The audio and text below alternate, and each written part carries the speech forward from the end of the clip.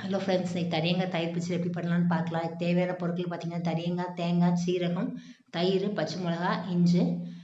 ஒரு பாத்திரத்தில் தண்ணி நல்லா கொதிக்க வச்சுக்கோங்க. தடியங்காய் நல்லா பொடுசாக கட் பண்ணிவிட்டு கழுகிட்டு அது கூட சேர்த்துக்கோங்க.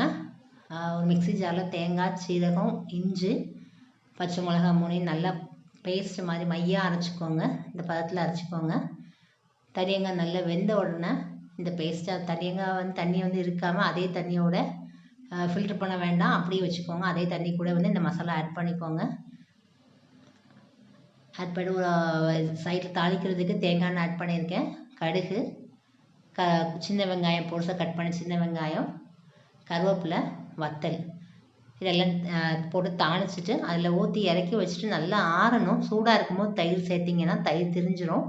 ஸோ நல்லா ஆற வச்சுட்டு ஆறினதுக்கப்புறம் ஒரு கப் கட்டி தயிர் உங்களுக்கு தேவையான அளவு தயிர் சேர்த்துக்கலாம். நான் இங்கே ஒரு கப் தயிர் ஆட் பண்ணுறேன். தயிர் ஆட் பண்ணிவிட்டு நல்லா மிக்ஸ் பண்ணி விட்டிங்கன்னா அவ்வளோதான், தடியங்காய் தயிர் பச்சடி ரெடி. நல்ல கல்யாண வீட்டு டேஸ்ட்டில் இருக்கும். பண்ணி பாருங்கள். பிடிச்சிருந்தா சப்ஸ்கிரைப் பண்ணுங்கள், லைக் பண்ணுங்கள், ஷேர் பண்ணுங்கள். தேங்க்ஸ் ஃபார் வாட்சிங்.